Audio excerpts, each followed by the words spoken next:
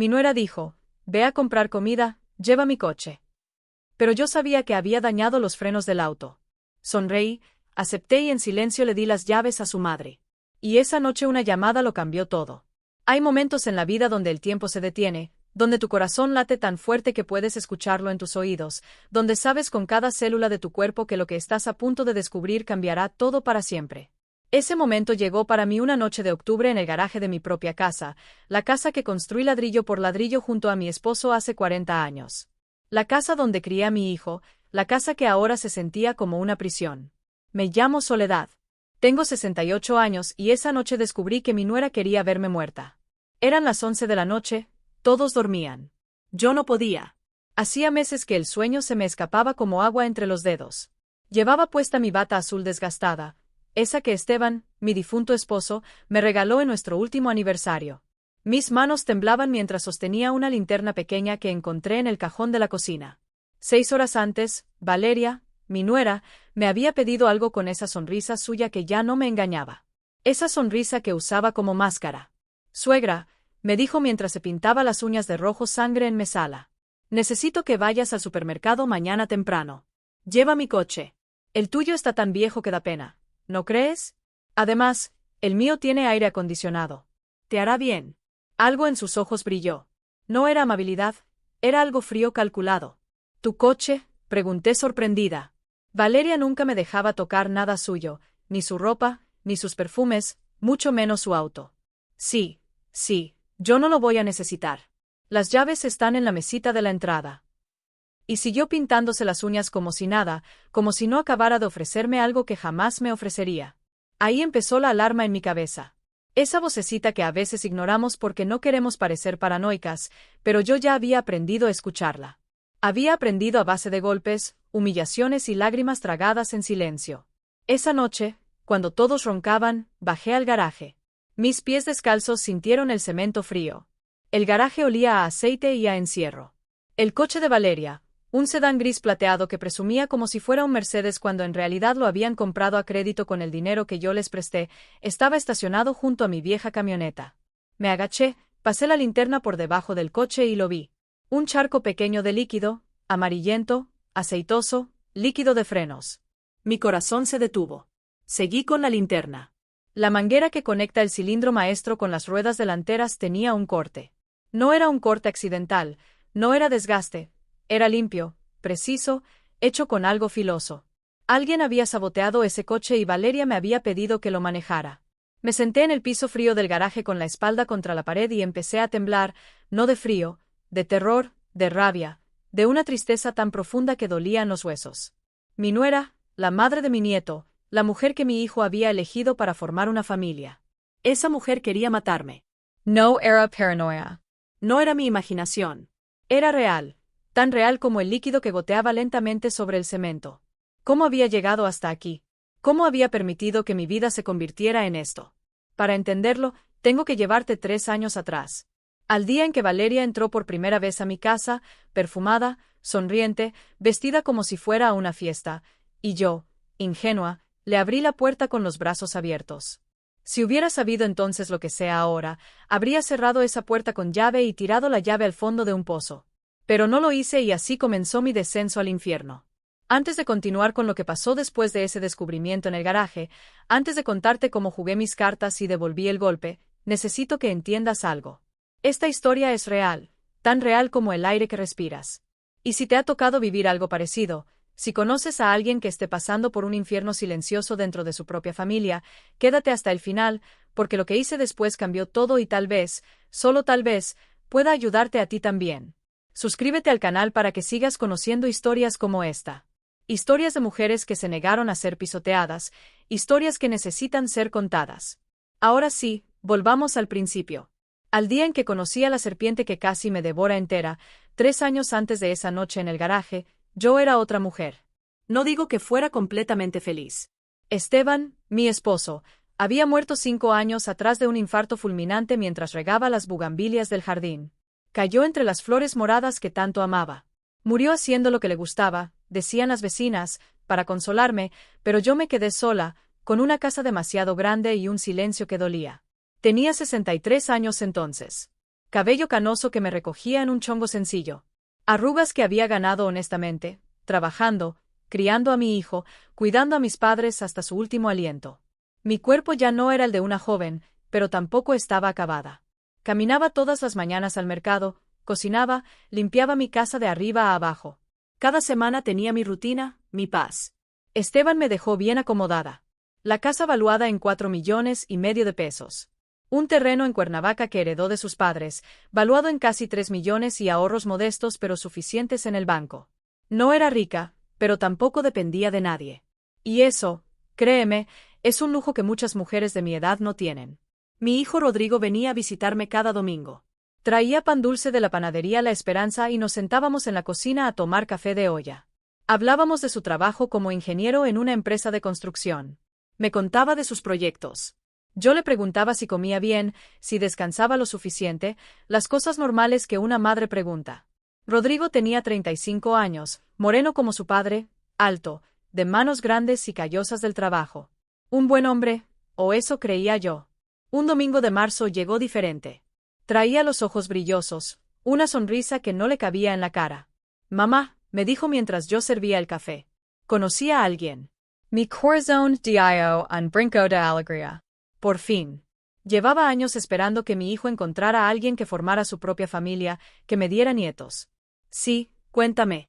Dije sentándome frente a él. Se llama Valeria.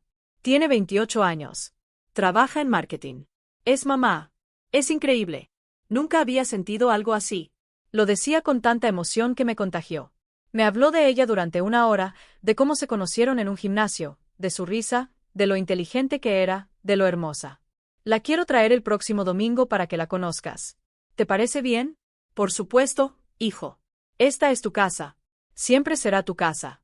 Esa semana limpié la casa como si fuera a recibir a la Virgen de Guadalupe en persona.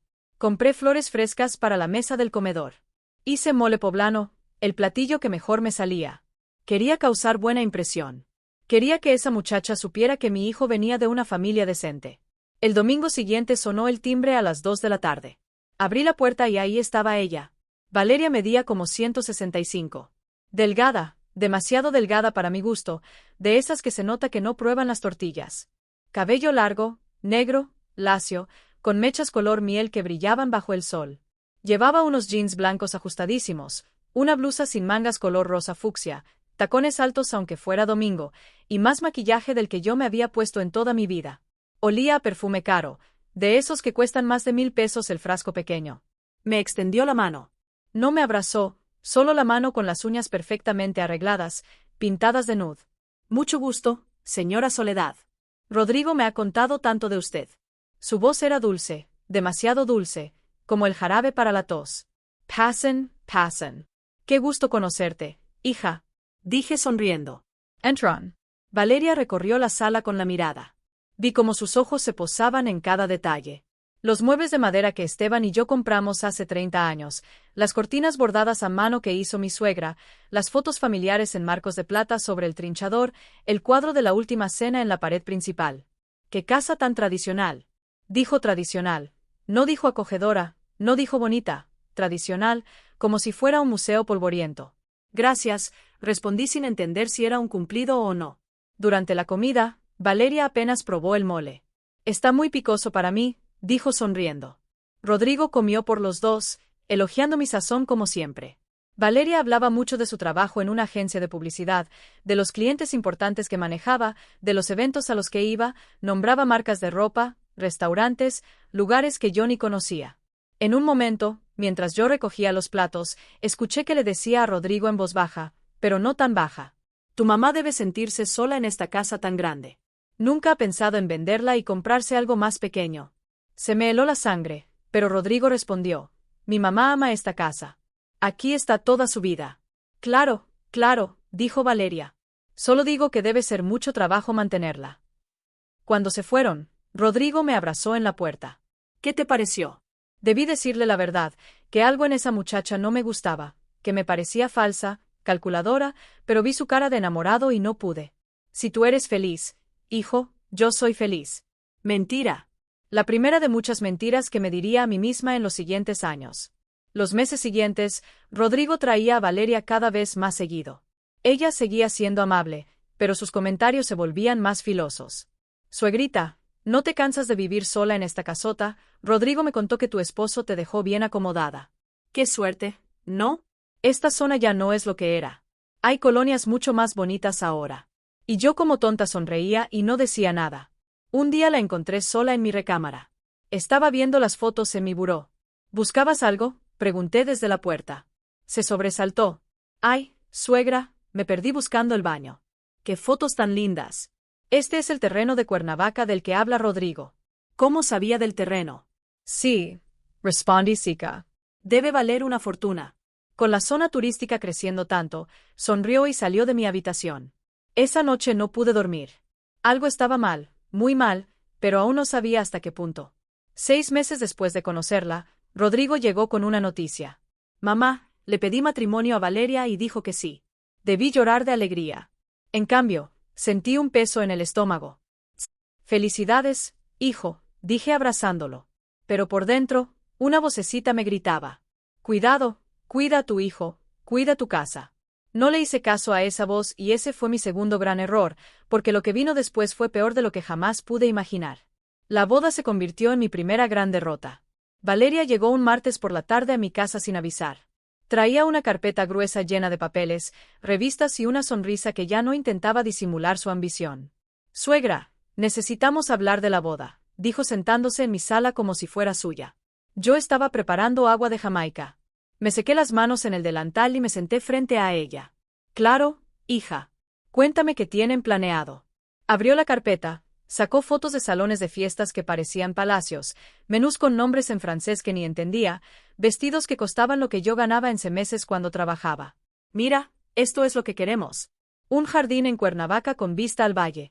200 invitados. Cena de 5 tiempos, mariachi y banda. Barra libre premium y obviamente mi vestido tiene que ser de la boutique Casa Real. Empezó a mencionar números: 50,000 pesos para el salón, 80,000 para la comida, 40,000 para el vestido, 20,000 para las flores, 30,000 para la música. Valeria, la interrumpí, eso suma más de 200,000 pesos. 320,000 para ser exactos, corrigió sin inmutarse. Es una inversión, solo nos casamos una vez, ¿verdad? Me quedé callada procesando y Rodrigo y yo pensamos que como madre del novio tú podrías contribuir con los gastos principales. Es tradición, ¿no? Además, Rodrigo es hijo único. Esto sería tu única oportunidad de ver a tu hijo casarse. Ahí estaba la manipulación. El chantaje emocional envuelto en palabras bonitas. Valeria, 320,000 pesos es mucho dinero, pero tú lo tienes, suegra. Rodrigo me contó de tus ahorros. No te estamos pidiendo que vendas la casa ni nada así, solo que nos apoyes en este momento tan importante. Se inclinó hacia adelante. Además, piensa en los nietos. Pronto te daremos nietos. ¿No quieres que tu hijo tenga un recuerdo hermoso de su boda? Usó a mis futuros nietos como arma y funcionó. Déjame pensarlo, dije con la voz quebrada. Claro, pero necesitamos apartar el lugar esta semana, si no lo perdemos. Se fue dejando la carpeta sobre la mesa, como si ya supiera que yo iba a ceder. Esa noche hablé con Rodrigo por teléfono. Hijo, tu novia vino a hablar de la boda. Lo sé, mamá. Mira, sé que es mucho dinero, pero Valeria tiene razón. Es una vez en la vida y yo no gano suficiente todavía para pagar todo eso. Mis ahorros apenas alcanzan para el enganche de un departamento. ¿Ya están viendo departamentos? Sí. Queremos independizarnos pronto. No podemos vivir de arrimados. Arriados, como si yo fuera la dueña de una casa de huéspedes. Rodrigo, tú jamás serás arrimado en mi casa. Esta es tu casa. Lo sé, mamá, pero tengo 35 años. Necesito mi propio espacio, mi propia familia. Escuché ruido de fondo, la voz de Valeria. No entendí qué decía, pero el tono era urgente. Mamá, tengo que colgar. Entonces, si nos vas a ayudar con la boda, suspiré. Sí, hijo. Los voy a ayudar. Gracias, mamá. Te quiero. Colgó antes de que yo pudiera responder. Al día siguiente fui al banco. Saqué 320,000 pesos de mis ahorros. El dinero que Esteban y yo juntamos con tanto esfuerzo. El dinero que era mi colchón para emergencias, para mi vejez, para no depender de nadie. Se lo entregué a Valeria en un sobre. Esperaba un abrazo, un gracias sincero, algo. Lo que recibí fue perfecto, suegra. Ya era hora. Casi perdemos el lugar. Y guardó el sobre en su bolsa Gucci, sin siquiera abrirlo para verificar. La boda fue en junio en un jardín hermoso de Cuernavaca, tal como Valeria quería. Ella se veía radiante con su vestido blanco entallado. Rodrigo, nervioso pero feliz con su traje gris Oxford. Yo llevaba un vestido azul marino que compré en el tianguis. Gastaba demasiado en la boda, no iba a gastar más en mi ropa. Durante la ceremonia lloré, pero no de alegría. Lloré porque veía a mi hijo prometiendo su vida a una mujer que solo veía números donde debía haber amor. Lloré porque sabía en lo profundo de mi corazón que esto terminaría mal. En la recepción, Valeria no me presentó con su familia como mi suegra. Me presentó como Soledad, la mamá de Rodrigo, como si yo fuera un accesorio, una figura secundaria. Su madre, doña Florencia, era una mujer humilde, chaparrita, morena, con las manos ásperas del trabajo, limpiaba casas para vivir. Se notaba que había hecho un esfuerzo enorme para pagar su vestido sencillo y sus zapatos. Mucho gusto, señora Soledad, me dijo con una sonrisa genuina. Qué bonita boda, ¿verdad? Yo no pude aportar mucho, pero mi hija se ve feliz y eso es lo que importa. Me cayó bien inmediatamente. Ella sí tenía humildad, sí tenía corazón. Valeria casi no le dirigió la palabra en toda la fiesta. La sentó en una mesa del fondo, lejos de la mesa principal. Florencia no se quejó, solo observaba a su hija con orgullo y tristeza mezclados. La boda terminó. Los novios se fueron de luna de miel a Cancún, 5 días en un hotel todo incluido, que por supuesto también salieron de mis ahorros, aunque eso Rodrigo nunca me lo pidió directamente. Valeria lo mencionó de pasada. Sería lindo tener luna de miel, pero bueno, con los gastos de la boda. Y yo como idiota, le transferí 50,000 pesos más. Cuando regresaron, bronceados y sonrientes, recibí la noticia. Valeria estaba embarazada. Mamá, vas a ser abuela, me dijo Rodrigo abrazándome con fuerza. Debí sentir alegría pura. En cambio, sentí miedo porque 2 semanas después, Rodrigo llegó solo a mi casa. Se sentó en la mesa de la cocina con cara de preocupación. Mamá, necesito pedirte un favor. Mi estómago se apretó. Claro, hijo. Dime. Valeria está embarazada. Su departamento es muy pequeño y con el bebé en camino, podríamos quedarnos aquí solo temporalmente hasta que nazca el bebé y juntemos para el enganche de un lugar más grande. ¿Qué dices? Debí decir no. Debí poner límites. Debí proteger mi espacio, mi paz, mi hogar. Pero vi los ojos de mi hijo, los mismos ojos que vi cuando tenía 5 años, y me pedía que le curara una rodilla raspada y no pude. Claro que sí, hijo. Esta es tu casa. Firmé mi sentencia de muerte con esas palabras. Una semana después, Valeria y Rodrigo llegaron con maletas, cajas, muebles. Ocuparon las 2 recámaras principales, la que había sido de Rodrigo cuando era niño, y la recámara de visitas que tenía el closet más grande. A mí me dijeron, suegra, ¿te importaría moverte al cuarto del fondo? Es más pequeño, pero más fresco, y así el bebé puede estar cerca de nosotros. El cuarto del fondo, el que había sido la antigua despensa. 2 metros por tr. Una ventana pequeña que daba al callejón trasero, sin closet, solo una cama individual y un buró viejo. Claro, dije. No hay problema. Moví mis cosas en silencio, mi ropa en cajas de cartón porque no cabía en ningún lado. Las fotos de Esteban apiladas bajo la cama. Mi vida reducida a un cuartito oscuro que olía a humedad. La primera noche en ese cuarto, acostada en esa cama que rechinaba, mirando las manchas del techo, entendí algo. Mi casa ya no era mía y esto apenas comenzaba. Emiliano nació un martes de febrero a las 3 de la madrugada. Yo estaba en la sala de espera del hospital con un suéter viejo y el cabello recogido en una trenza despeinada. Rodrigo entraba y salía de la sala de parto, pálido, nervioso, apretando su celular como si fuera un salvavidas. Después de 8 horas de labor, escuché el llanto, ese llanto agudo que anuncia vida nueva. Rodrigo salió con los ojos rojos. Es un niño, mamá, un niño hermoso. Lo abracé. En ese momento, todo lo demás desapareció. Iba a ser abuela. Tenía un nieto. Me dejaron pasar a verlos. Valeria estaba en la cama, sudorosa, despeinada, pero con esa sonrisa triunfante de quien acaba de ganar algo importante. Cargaba un bulto pequeño envuelto en una cobija azul. Ven, suegra, conoce a Emiliano. Me acerqué. Vi esa carita arrugada, roja, los ojitos cerrados, los puñitos apretados. Mi corazón se derritió. Hola, mi amor, César. Bienvenido al mundo. Valeria me lo puso en los brazos. Pesaba casi nada. Olía a talco y a milagro. Vas a ayudarme mucho con él, ¿verdad, suegra?, dijo Valeria con voz cansada. Porque yo no sé nada de bebés y Rodrigo trabaja todo el día. Debía escuchar la alarma en esas palabras, pero estaba hipnotizada mirando a mi nieto. Claro que sí, hija, para eso estoy. No sabía que acababa de firmar un contrato de esclavitud. Los primeros días fueron hermosos. Emiliano lloraba, comía, dormía. Yo ayudaba con lo que podía. Calentaba biberones, lavaba su ropita, arrullaba al bebé cuando Valeria necesitaba descansar.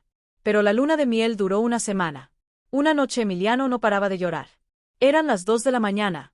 Yo estaba en mi cuartito del fondo tratando de dormir cuando escuché golpes en mi puerta. Soledad, Soledad, despierta. Abrí. Valeria estaba ahí en pijama de satén rosa, con el bebé llorando en brazos y una expresión de furia. No para de llorar. Yo no puedo más. Tú tienes experiencia.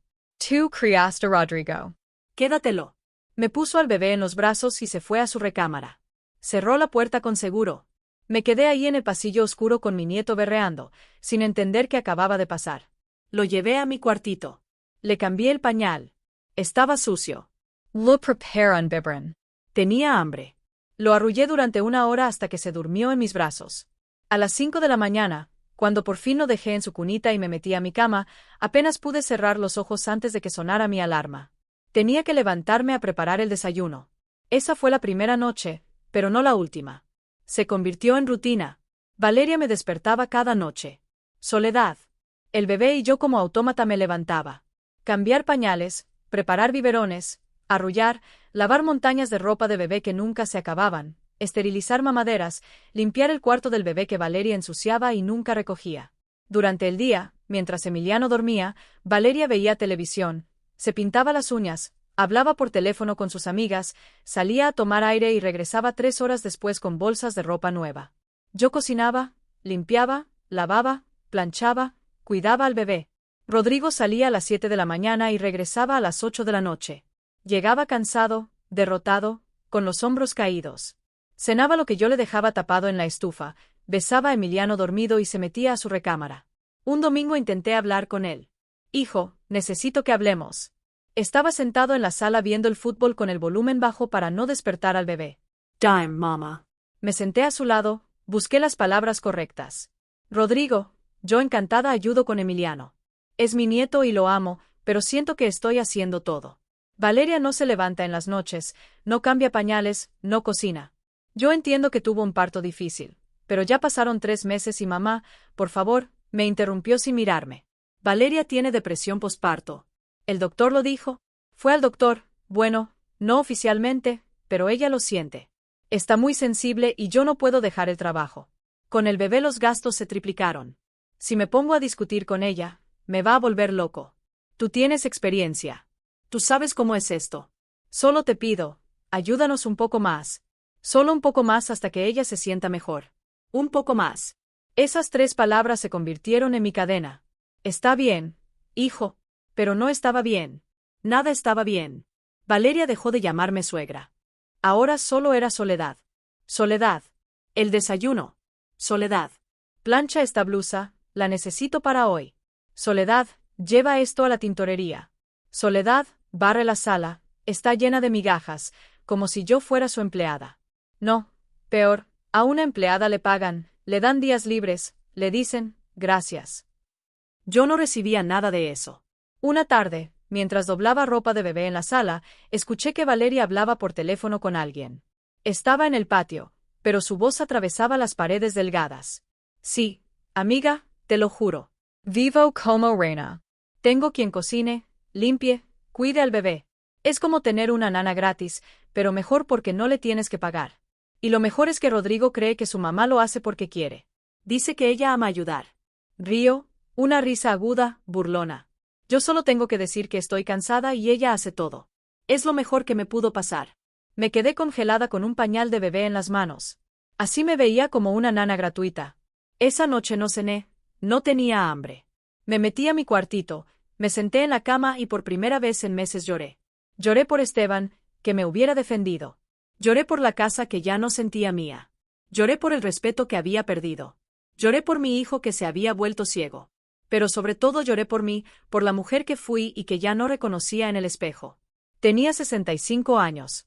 Arrugas profundas que no estaban ahí hacía un año, ojeras moradas por las noches sin dormir, las manos ásperas de tanto lavar, el cabello más blanco, más delgado, me estaba consumiendo, apagando y Valeria lo sabía y no le importaba. Lo peor estaba por venir, porque una semana después pasó algo que me rompió por completo. Hay humillaciones que duelen en el momento y hay humillaciones que te marcan para siempre. La mía llegó un sábado de julio. Hacía calor. De esos calores pegajosos donde hasta respirar cuesta trabajo. Yo estaba en la cocina preparando agua de horchata cuando escuché que tocaban el timbre. Valeria gritó desde su recámara. Soledad, abre, es mi hermana. Me sequé las manos en el delantal y fui a abrir. Jimena, la hermana de Valeria, era una versión más joven y más arreglada de ella. 22 años, cabello rubio oxigenado, pestañas postizas, jeans rasgados que probablemente costaban más que mi ropa entera del mes. Hola, dijo sin sonreír, masticando chicle. Entró sin esperar invitación. Adelante, pasa, dije al aire porque ya había pasado. Valeria bajó las escaleras. Llevaba un vestido blanco corto, tacones, maquillaje perfecto, como si fuera a una fiesta y no a estar en casa un sábado por la tarde. Hermana. Se abrazaron como si no se hubieran visto en años cuando Jimena había estado ahí la semana pasada. Rodrigo estaba en la sala jugando con Emiliano en el piso. El bebé reía mientras su papá le hacía caras chistosas. Las hermanas se sentaron en el sillón. Yo volví a la cocina, pero desde ahí escuchaba todo. La puerta estaba abierta y ellas hablaban alto, como si yo no existiera, o peor, como si no importara que escuchara. ¿Y cómo van las cosas?, preguntó Jimena. Bien, bien, ya nos estamos acomodando aquí, respondió Valeria. ¿Y tu suegra no te fastidia vivir con ella? Silencio. Un silencio pesado que me hizo detener el cuchillo con el que cortaba limones. Mira, dijo Valeria con voz casual. Es complicado, pero al final funciona. Ven, te la presento bien. Escuché pasos. Mi corazón latía rápido. Salí de la cocina limpiándome las manos en el delantal. Valeria señaló hacia mí como si señalara un mueble. Hermana, ella es Soledad. Vive aquí porque no tiene a dónde ir. Le damos techo y comida, nos ayuda con la casa y con el bebé. Hizo una pausa. Sonrió. Aunque la verdad ya es una carga. Pero bueno, Rodrigo es muy noble y no quiere dejarla sola. El mundo se detuvo. No tenía a dónde ir. Le daban techo, una carga. Esta era mi casa, la casa que construí con mi esposo, la casa por la que pagué cada ladrillo, la casa donde los estaba alojando a ellos. Miré a Rodrigo, estaba ahí a 5 metros. Escuchó todo. Esperé. Esperé que se levantara, que defendiera a su madre, que pusiera a su esposa en su lugar, pero Rodrigo solo bajó la mirada, apretó a Emiliano contra su pecho y no dijo nada, nada. Jimena me miró con lástima, fingida. Ay, qué bueno que mi hermana es tan generosa. No cualquiera aguanta vivir con la suegra, ¿verdad? No pude hablar. Tenía un nudo en la garganta del tamaño de un puño. Valeria se rió. Bueno, es lo que hay. Ven, hermana, te enseño el cuarto del bebé que decoré. Subieron las escaleras. Sus risas resonaban por toda la casa. Mi casa. Me quedé parada en medio de la sala. Rodrigo seguía en el piso con Emiliano. No me miraba. Hijo, dije con voz temblorosa. Mamá, por favor, no ahora. No, ahora escuchaste lo que dijo tu esposa. Se levantó con el bebé en brazos. Por fin me miró. Sus ojos estaban cansados, vacíos. Mamá. Valeria no lo dijo con mala intención, solo estaba platicando. No sees tan sensible. Sensible, sensible. Me dijo que soy una carga, que ustedes me dan techo en mi propia casa. Mamá, baja la voz. Vas a asustar al bebé. Empezó a caminar hacia las escaleras. Luego hablamos. Sí, ahorita no tengo cabeza para dramas. Dramas. Mi dolor era drama para él. Se fue. Me dejó ahí parada, sola. Entré a mi cuartito del fondo, cerré la puerta, me senté en la cama y me tapé la boca con ambas manos para no gritar. Por primera vez en mi vida sentí odio. Odio real, hirviéndome en las venas. Esa noche no salí a cenar. Valeria ni siquiera preguntó por mí. Jimena se quedó hasta tarde. Escuché sus risas, su música, el tintineo de copas de vino. A las 11 de la noche, cuando todo quedó en silencio, salí. Tenía sed. Necesitaba agua. Pasé frente a la recámara de Valeria y Rodrigo. La puerta estaba entreabierta. Escuché la voz de Rodrigo. Era necesario decir eso frente a tu hermana. Decir que Valeria sonaba aburrida. lo de mi mamá que es una carga. Ay, Rodrigo, no exageres. Fue una broma. No sonó como broma. Pues tu mamá es muy delicada, todo le ofende. Además, es verdad, ya no es joven, no aporta nada, solo gasta agua, luz, comida. Es mi mamá, Valeria, y yo soy tu esposa, la madre de tu hijo. ¿A quién vas a priorizar? Silencio. Exacto. Continuó ella. Mira, yo no digo que la corras, pero tampoco puedes defenderla todo el tiempo. Ella tiene que entender su lugar aquí.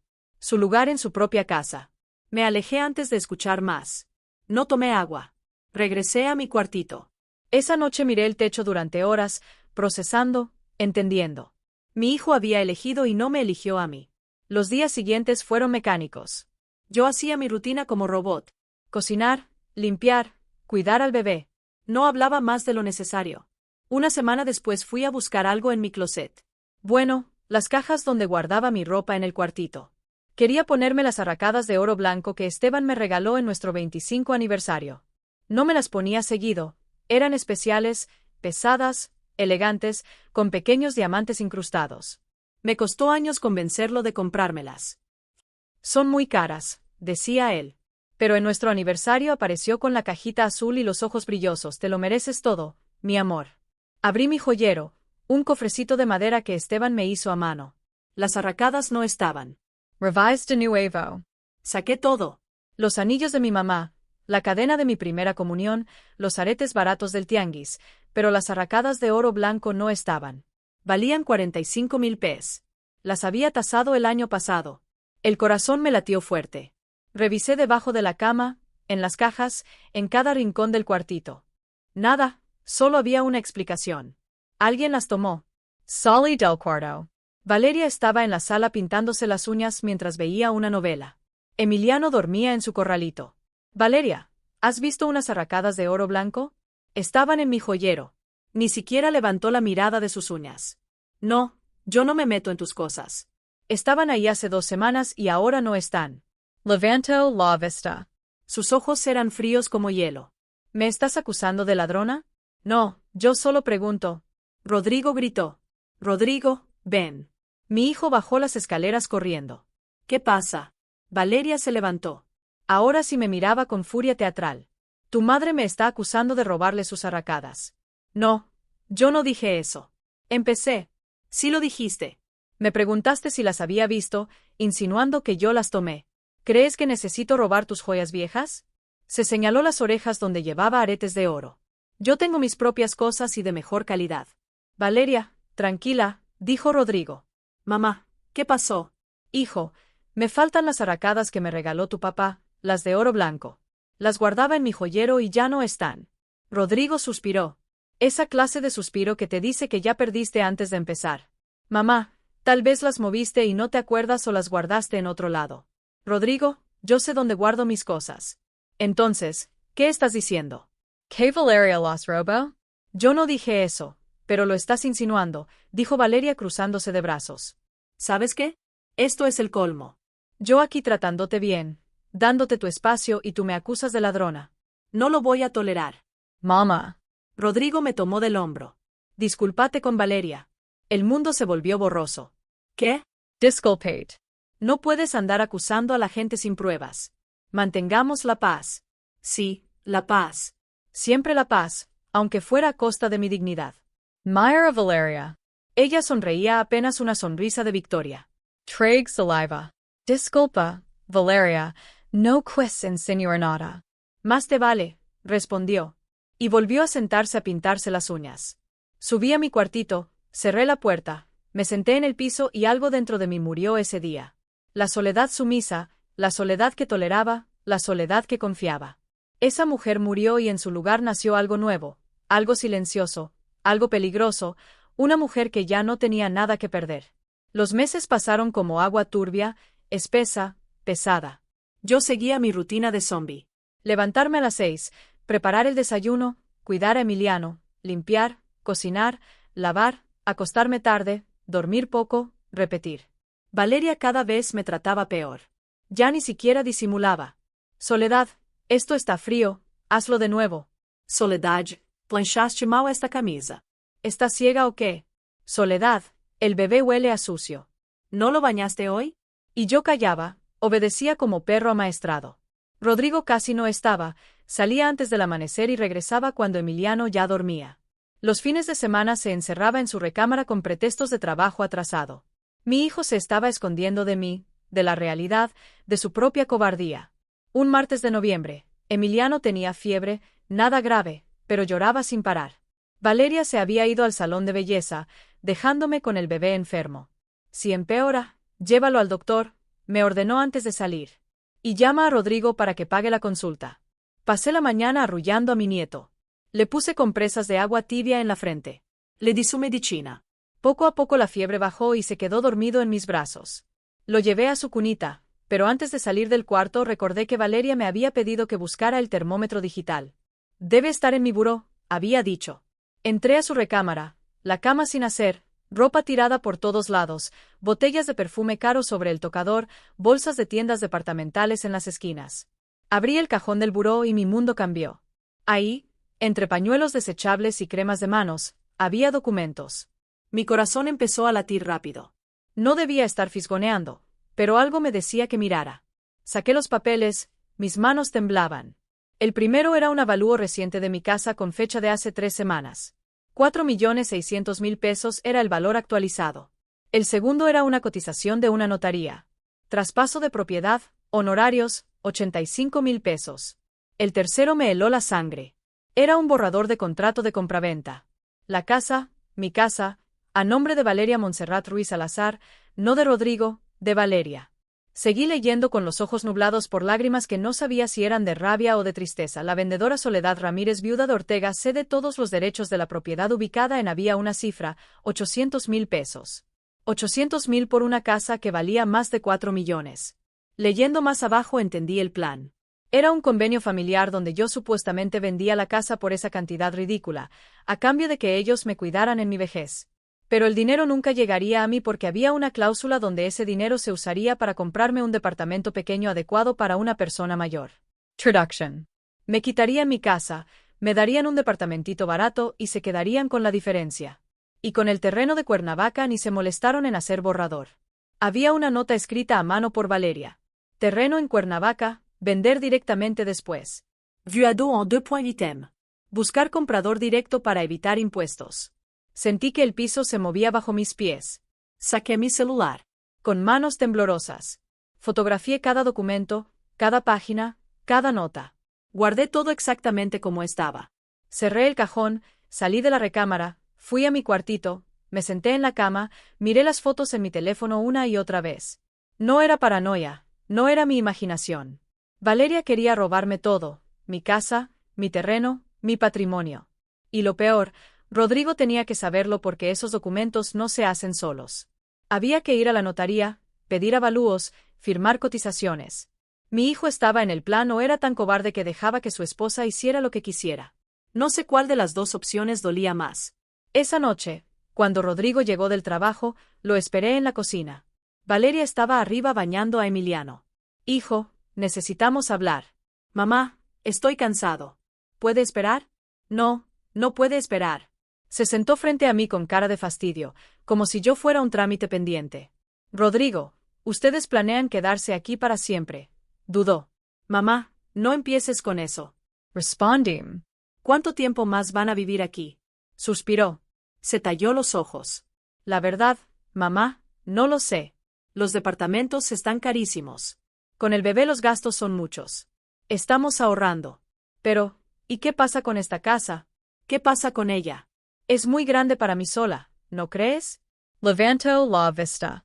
Sus ojos brillaron con algo. Esperanza, alivio.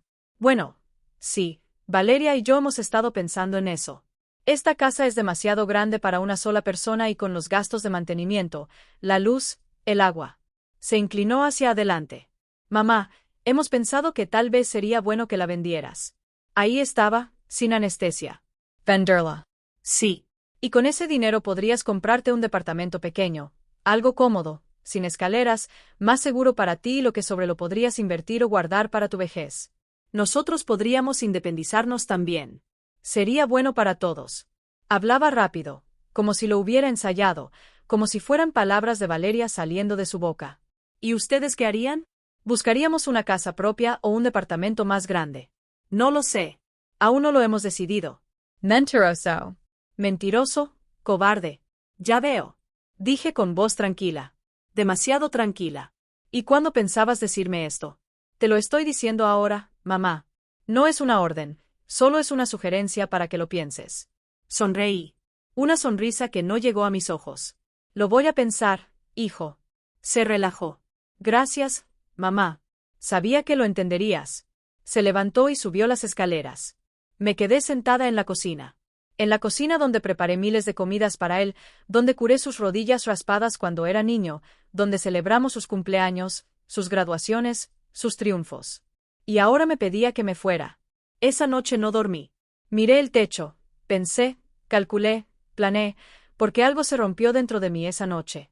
La soledad que perdonaba, la soledad que confiaba, la soledad que ponía a su familia por encima de todo.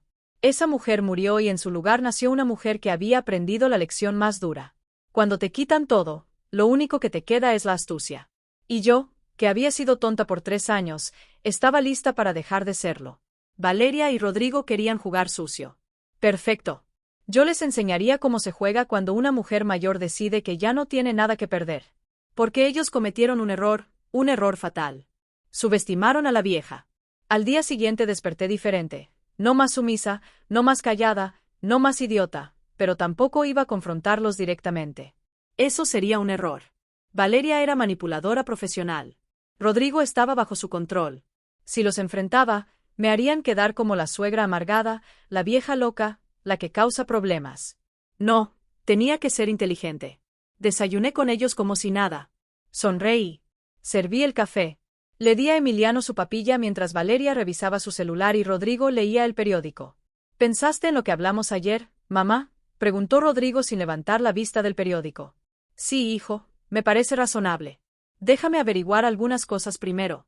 Precios de departamentos, esas cosas. Valeria levantó la vista de su teléfono.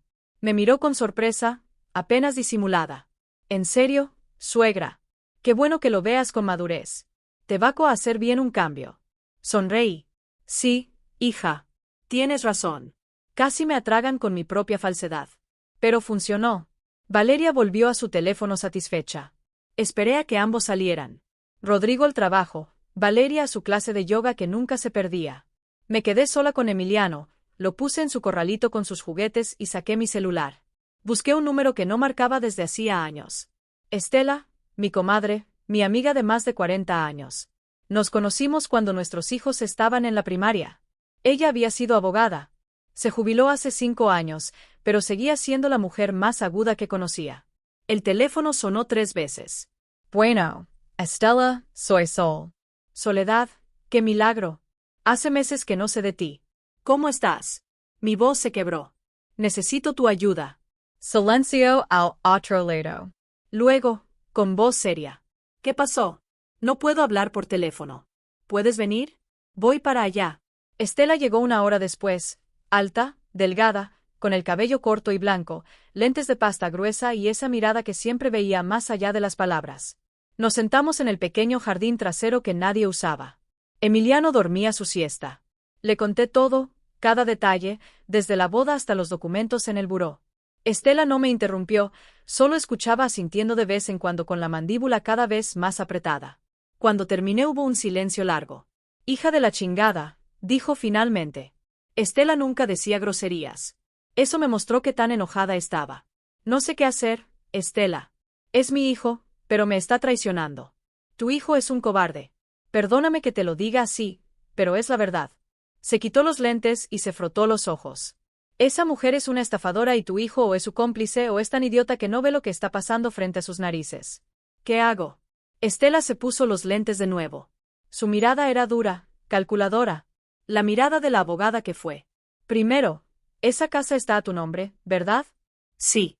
Esteban me la dejó solo a mí en su testamento. Y el terreno de Cuernavaca también. Perfecto. Entonces tienen que obligarte a firmar y ahí está tu poder. Se inclinó hacia adelante. Soledad, Escúchame bien. Lo que están planeando es fraude patrimonial. Están tratando de despojarte de tu patrimonio usando manipulación. Si lo logran y después te arrepientes, podrías demandar y ganar. Pero para eso necesitas pruebas. Tengo fotos de los documentos. Excelente. Pero necesitamos más. Necesitamos que quede claro que te están presionando, que no es tu voluntad libre. ¿Cómo? Estela se quedó pensando. Sus dedos tamborileaban en la mesa de hierro oxidado. Necesitamos grabaciones, conversaciones donde quede claro que te están manipulando, donde admitan que la casa vale más de lo que te quieren pagar, donde se note la presión. ¿Cómo grabo sin que se den cuenta? Hay maneras. Puedes comprar una cámara pequeña de esas tipo espía. Las venden en Mercado Libre por menos de 1,000 pesos. La pones en tu cuartito apuntando hacia la sala o la cocina. Grabas las conversaciones cuando hablan de la casa, cuando te maltratan, cuando dicen cosas que los incriminen. Mi corazón latía rápido. Esto era más de lo que imaginé, pero tenía sentido. Y si descubren la cámara, la escondes bien en un librero, detrás de un marco de fotos, en un adorno. Esas cámaras son pequeñísimas. ¿De verdad crees que esto funcione? Estela me tomó las manos. Sus manos estaban frías, pero firmes. Soledad, esa mujer te quiere dejar en la calle y tu hijo la está dejando. Tú no pediste esta guerra, pero si no te defiendes, vas a perderlo todo. Tu casa, tu dignidad, tu futuro. Apretó mis manos. Tienes 68 años. Si te quedas sin patrimonio ahora, ¿qué vas a hacer? ¿De qué vas a vivir? Tenía razón. Todo lo que tenía en el mundo estaba en esa casa y ese terreno. Si los perdía, quedaría a la deriva, dependiendo de la caridad de un hijo que ya no me respetaba y una nuera que me odiaba. Está bien, dije. Lo haré. Estela sonrió. Así se habla. Ahora actúa normal. Sigue tu rutina. Que crean que estás considerando vender. Mientras tanto, documenta todo y después vemos. Tal vez con las pruebas los podamos confrontar y negociar o tal vez tengas que echarlos de tu casa, porque es tu casa Soledad, no de ellos. Y tienen que recordarlo. Nos abrazamos. Sentí que recuperaba un pedazo de mí misma que había perdido. Gracias, comadre. Para eso estamos. Why Soledad, ten cuidado. Si esa mujer es capaz de robarte tu casa, es capaz de cualquier cosa. No sabía qué tan ciertas eran esas palabras hasta semanas después. Estela se fue. Yo actué como si nada hubiera pasado. Esa tarde compré la cámara en línea. 890 pesos. Llegó 3 días después en un paquete pequeño. La instalé escondida en un portarretratos que tenía en una repisa de la sala. Desde ahí se veía perfectamente la cocina y la sala y tenía un micrófono sensible que captaba conversaciones a varios metros. Empecé a grabar. La primera semana no capté mucho, solo conversaciones mundanas. Valeria quejándose del tráfico, Rodrigo hablando de su trabajo. Pero la segunda semana grabé oro puro. Era un miércoles por la noche. Yo estaba en mi cuartito, supuestamente dormida, pero tenía la cámara grabando y mi celular conectado para ver en vivo lo que captaba. Valeria y Rodrigo estaban en la sala tomando vino, hablando en voz baja. ¿Ya le volviste a preguntar?, preguntó Valeria. Sí. Dice que está pensándolo, averiguando precios. Lleva semanas pensándolo, está dilatando. Dale tiempo, Valeria, es su casa, no es fácil para ella. Rodrigo, ya estoy harta. Llevamos casi 2 años aquí. Esta casa vale casi 5 millones y tú quieres darle 800.000. ¿Te das cuenta del negocio? Con eso pagamos este lugar. Compramos el departamento que quiero en la Condesa y nos sobra para el coche nuevo que necesito. Ya sé, pero es mi mamá. Tu mamá ya vivió, ya tuvo su casa, su matrimonio, su vida. Ahora nos toca a nosotros. Ella sola no necesita todo este espacio. Con un departamentito de 2 recámaras está bien. ¿Y si se niega? Hubo un silencio. Luego la voz de Valeria, fría como cuchillo. Entonces la presionamos más. Le hacemos la vida imposible hasta que firme. Total, ¿qué va a hacer? Cornos. Si nos corriera se quedaría sola y sabes que le tiene pánico a la soledad. Mi estómago se retorció. No sé, Valeria, se me hace muy bajo. Ay, Rodrigo. No seas ingenuo. Así funciona el mundo. Los listos se aprovechan de los tontos. Tu mamá tuvo suerte de casarse con tu papá que le dejó todo esto. Ahora nos toca a nosotros. Supongo que tienes razón. Claro que tengo razón. Solo necesitamos que firme. Después ya ni va a poder reclamar. El traspaso será legal.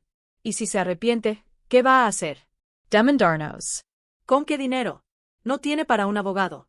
Se rieron los dos. Apagué el celular. Las manos me temblaban tanto que casi se me cae.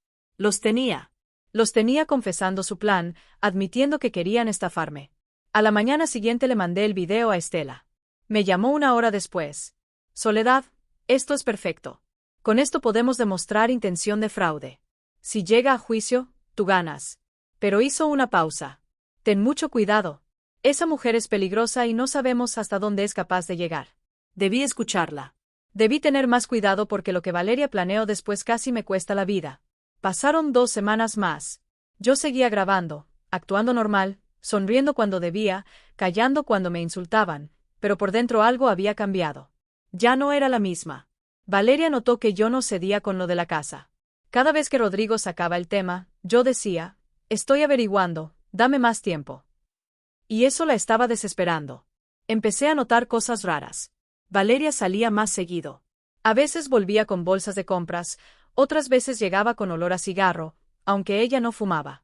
Una tarde, 3 días antes del incidente del garaje, escuché una conversación que me heló la sangre. Yo estaba en mi cuartito, ellos en la sala. La cámara grababa todo. Ya no puedo esperar más, decía Valeria con voz tensa.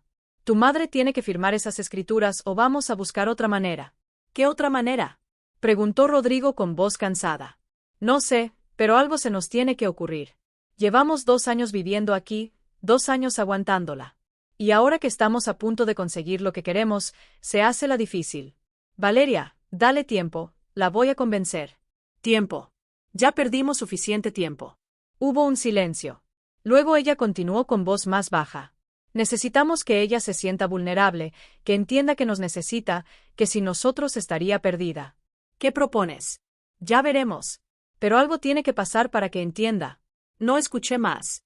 Mi corazón latía demasiado fuerte. Algo tiene que pasar. ¿Qué significaba eso? Al día siguiente, Valeria salió temprano. Le dijo a Rodrigo que iba al ginecólogo, pero algo en mi instinto me decía que era mentira. Esperé media hora. Luego tomé un taxi y la seguí. El taxi se detuvo 2 calles atrás del suyo. La vi entrar a un taller mecánico en una zona fea de la ciudad. No era el taller donde siempre llevaban el coche. Era un lugar pequeño, sucio, con rejas oxidadas. Valeria entró. Habló con un hombre. No pude escuchar qué decían, pero vi cómo sacaba dinero de su bolsa. Billetes, muchos. Los conté después en mi mente. Calculé unos 5,000 pesos. El hombre tomó el dinero, asintió. Valeria sonrió. 10 minutos después salió, se fue en su coche. Yo me quedé ahí en el taxi con un mal presentimiento que me quemaba el estómago. ¿Volvemos, señora?, preguntó el taxista. Sí, a casa esa noche no dormí. Le di vueltas a lo que había visto. ¿Por qué Valeria le pagó a un mecánico turbio? ¿Qué le pidió? 2 días después, un jueves, sucedió. Yo estaba en la cocina preparando la comida. Valeria bajó las escaleras, llevaba un vestido amarillo, tacones, maquillaje perfecto, como si fuera a una fiesta. Suegra, me dijo con una sonrisa extraña, necesito que me hagas un favor. ¿Qué necesitas? Mañana temprano necesito que vayas al supermercado. Se acabó todo y necesitamos comprar despensa para la semana. Claro, voy en la mañana. No, espera, quiero que lleves mi coche. Me quedé helada con el cuchillo en la mano. ¿Tu coche? Sí, el tuyo está muy viejo. Da pena. Además, el mío tiene aire acondicionado y va a hacer calor mañana. Te hará bien. Valeria nunca me prestaba su coche, ni siquiera me dejaba tocarlo. Decía que yo manejaba mal, que era muy lenta, que rayaría su pintura y ahora me lo ofrecía. No te preocupes, Valeria, mi camioneta está bien. Insisto, suegra, usa el mío. Yo no lo voy a necesitar mañana. Voy a quedarme en casa todo el día. Las llaves están en la mesita de la entrada. Había algo en su voz, algo forzado, algo falso. Me miraba fijamente, como esperando mi respuesta. Bueno, está bien, gracias, sonrió. Una sonrisa que no llegó a sus ojos. Perfecto. Entonces mañana temprano te vas en mi coche. Sí, sí. Se fue. La escuché subir las escaleras, hablar con Rodrigo, reírse. Yo me quedé en la cocina con un nudo en el estómago que crecía y crecía. Algo estaba mal, muy mal. Esa noche no pude dormir. Me quedé acostada mirando el techo, repasando la conversación, el taller mecánico, el dinero, la insistencia de Valeria para que usara su coche. A las 11 de la noche, cuando todo estaba en silencio, me levanté, me puse mi bata azul, tomé la linterna pequeña de mi cuartito, bajé las escaleras sin hacer ruido. El garaje estaba oscuro, olía a aceite y humedad. Encendí la linterna, iluminé el coche de Valeria, un sedán gris plateado, limpio, reluciente, su orgullo. Me agaché, pasé la luz por debajo del coche y lo vi. Un charco pequeño, amarillento, aceitoso, líquido de frenos. Mi corazón dejó de latir. Me acerqué más. Seguí la luz por las mangueras que conectan el cilindro maestro con las ruedas. La manguera del freno delantero izquierdo tenía un corte limpio, preciso, hecho con algo filoso. No era desgaste, no era accidente, era sabotaje. Me senté en el piso frío del garaje, mi espalda contra la pared, las piernas temblorosas. Valeria había mandado cortar los frenos de su propio coche y me había insistido en que lo usara yo. Las piezas se encajaron en mi cabeza. Como un rompecabezas macabro. Si yo salía en ese coche mañana temprano, si iba al supermercado que estaba a 20 minutos, si tomaba la carretera que tiene esa bajada empinada, los frenos fallarían, me estrellaría, probablemente moriría y parecería un accidente. Pobre señora Soledad, dirían tan mayor no debió estar manejando. ¡Qué tragedia! Valeria quedaría limpia. Tendría testigos. Yo le presté mi coche para ayudarla. ¿Cómo iba a saber que los frenos fallarían? ¡Qué horror! Y Rodrigo heredaría todo, la casa, el terreno, todo. Y Valeria lo controlaría todo a través de él. Era el plan perfecto, casi perfecto, porque cometió un error. Me subestimó. Pensó que yo era una vieja tonta que haría lo que le dijera sin cuestionar. Pero yo ya no era esa mujer. Me levanté del piso del garaje. Mis piernas todavía temblaban, pero mi mente estaba clara, fría, calculadora. Valeria quería jugar con la muerte. Perfecto. Yo le enseñaría cómo se juega. Subí a mi cuartito, saqué mi celular, abrí mi lista de contactos, busqué un número que no había usado en meses. Doña Florencia, la madre de Valeria. Esa mujer humilde que limpiaba casas para sobrevivir, que Valeria trataba con desprecio, que sentaron al fondo en la boda. Mark el número. Tres timbers cuatro. Bueno. La voz somnolienta de Florencia. Doña Florencia, soy Soledad, la suegra de su hija. Disculpe que la llame tan tarde. Soledad. ¿Pasó algo? ¿Está bien, Emiliano? Todos están bien. Discúlpeme por molestarla a esta hora, pero necesito pedirle un favor para mañana. Claro, dígame. Verá, tengo una cita médica mañana temprano, muy temprano, a las 7 de la mañana. Mi camioneta se descompuso y Valeria me prestó su coche. Pero usted sabe que yo manejo muy mal. Mentí con voz dulce. ¿Podría usted llevarme? ¿Le pagaría la gasolina? Por supuesto. Ay, señora Soledad, claro que sí. No se preocupe. ¿A qué hora paso por usted? A las 6:30 estaría perfecto. Y doña Florencia, una cosa más. Valeria me dijo que mejor usara su coche para que usted no gastara gasolina de su carro. ¿Qué le parece si pasa por las llaves y lo usa usted? Así no gasta. Hubo una pausa. Mi hija le prestó su coche a mí. El dolor en su voz me partió el corazón. Valeria nunca le prestaba nada a su propia madre. Sí, ella está muy ocupada mañana y no lo va a necesitar. Sería un favor para mí también. Me sentiría más segura yendo con usted en un coche con buen aire acondicionado. Bueno, si usted dice que ella está de acuerdo, completamente le dejaré las llaves en la mesita de la entrada. Toque el timbre y yo le abro. Todos estarán dormidos todavía. Está bien, señora Soledad. Ahí estaré. Gracias, doña Florencia. Que descanse. Colgué. Me senté en la cama. Mis manos todavía temblaban, pero ahora era diferente. No era miedo. Era algo más oscuro, más frío. ¿Qué acababa de hacer? Le acababa de dar las llaves del coche saboteado a la madre de Valeria. Si Florencia salía en ese coche mañana, los frenos fallarían. Ella tendría el accidente que Valeria planeó para mí. Me llevé las manos a la cara. ¿Era yo capaz de esto, de usar a una mujer inocente como peón? Pero Florencia no iba a morir, me dije. Yo llamaría a la policía antes, les diría sobre el sabotaje, mandaría las fotos, las grabaciones, todo.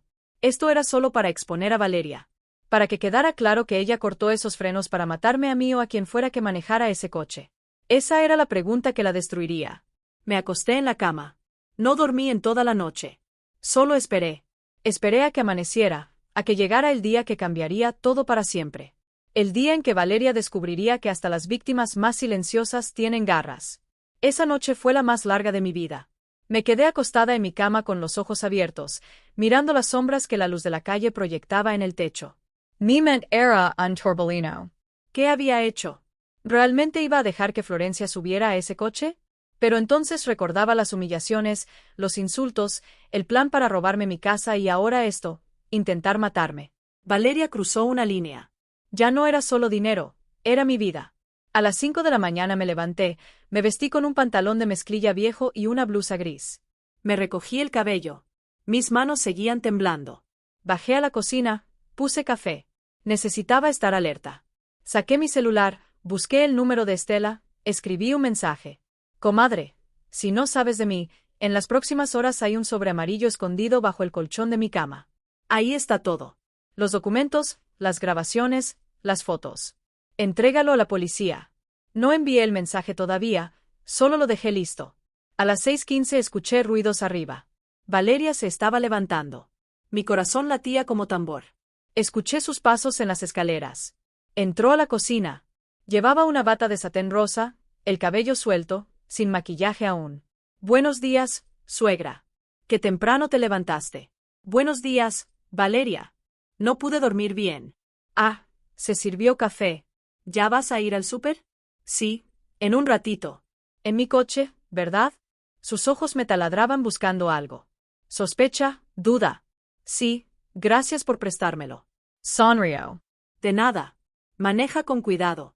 Esas calles en la mañana están peligrosas. El cinismo en su voz medio náuseas. Lo haré.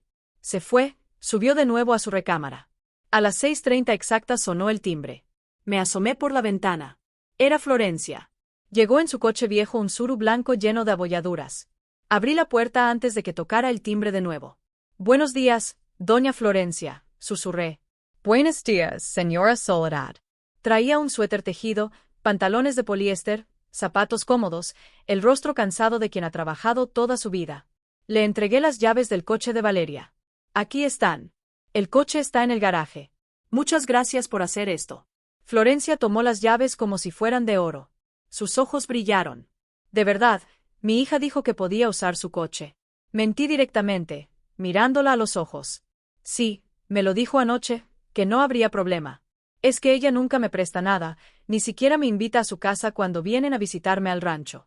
El dolor en su voz me partió, pero ya era tarde para arrepentirme. Bueno, hoy sí. Vamos, el coche está por aquí. La llevé al garaje. Abrí la puerta. Ahí estaba el sedán gris plateado, brillando bajo la luz débil de la mañana. Florencia lo miró con admiración. ¡Qué coche tan bonito! Sí, tiene aire acondicionado y todo. Lo abrí la puerta del conductor. Ella subió con cuidado, como temiendo ensuciar algo. ¿Y usted dónde va a ir, señora Soledad? Mentí de nuevo. Ah, cambio de planes. Una vecina me va a llevar, pero aproveche el coche. Vaya a donde necesite. ¿Está segura? Completísima. Solo traiga las llaves de regreso más tarde. Florencia arrancó el motor. Sonrió. Una sonrisa genuina de niña que recibe un regalo inesperado. Gracias, señora Soledad. Es usted amable. Salió del garaje despacio con cuidado extremo. La vi alejarse por la calle y entonces me quebré. Me quedé parada en el garaje vacío con las manos tapándome la boca. ¿Qué había hecho? Acababa de enviar a una mujer inocente en un coche con los frenos cortados. Corrí a la casa, saqué mi celular, marqué el número de emergencias. 911. ¿Cuál es su emergencia? Mi voz salió temblorosa. Necesito reportar un sabotaje vehicular. Hay un coche circulando ahora mismo con los frenos cortados. Podría haber un accidente. Señora, cálmese. ¿Cuál es la ubicación? Les di la dirección de mi casa, la descripción del coche. Les dije que acababa de salir. ¿Sabe quién cortó los frenos? Sí, fue mi nuera. Tengo pruebas, fotos, grabaciones, todo. Su nombre, Soledad Ramírez. Pero por favor envíen una patrulla. Detengan ese coche antes de que pase algo. Ya enviamos una unidad, señora. Quédese en la línea. No me quedé. Colgué. Le mandé el mensaje a Estela. Agregué, llama a la policía. Diles que vayan a mi casa. Tengo que confesarlo todo. Luego llamé directamente a Estela. Contestó al segundo timbrazo. Soledad. ¿Qué pasa? Look, Auntie. Todo entre sollozos, entre respiraciones entrecortadas. Ay, Dios mío, dijo Estela. Soledad, calmate. Hiciste lo correcto llamando a la policía. Ahora quédate donde estás. Voy para allá. Pero antes de que pudiera responder, escuché gritos arriba. ¿Dónde están las llaves de mi coche? Valeria bajó las escaleras corriendo, el cabello alborotado, los ojos desorbitados. Soledad, ¿dónde están las llaves de mi coche? Say lost a tu mama.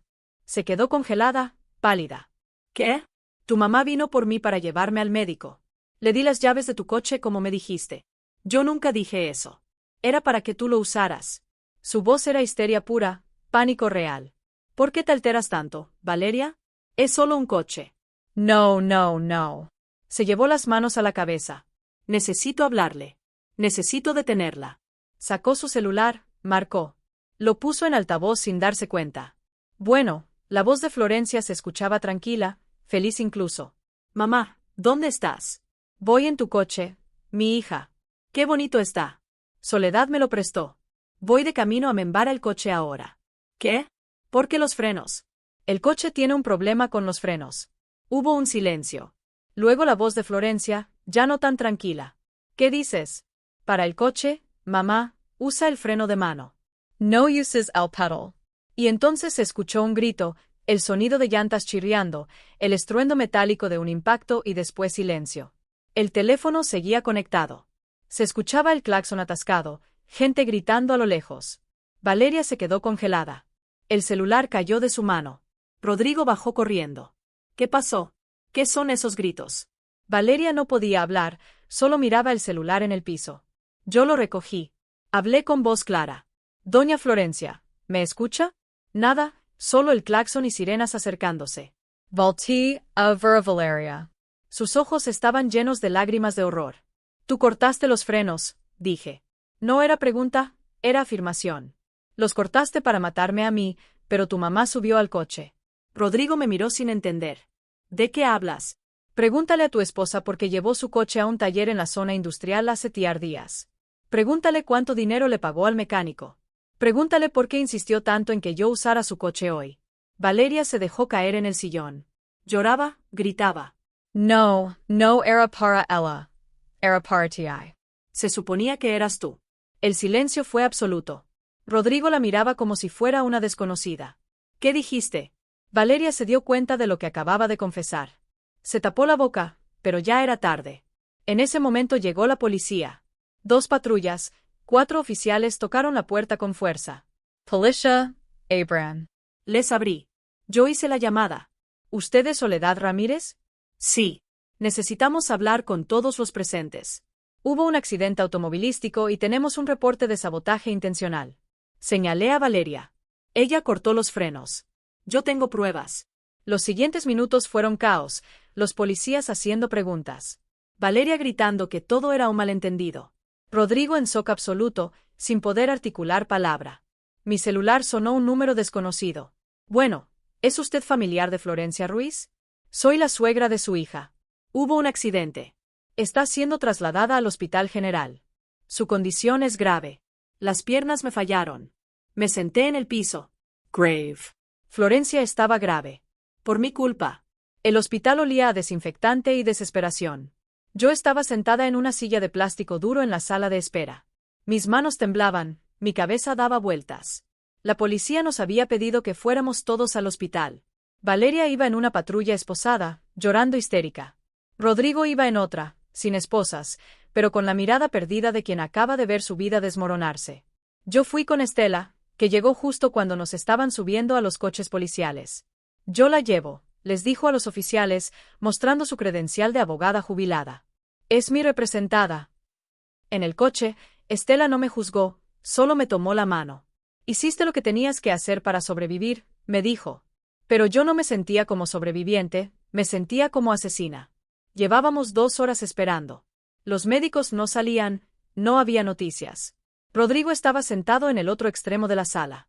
No me miraba, no miraba a nadie, solo tenía los ojos clavados en el piso. Valeria estaba en un cuarto aparte con 2 policías vigilándola. Un doctor salió finalmente. Traía los ojos cansados detrás de sus gafas empañadas. Familiares de Florencia Ruiz. Mi Levant. Rodrigo también.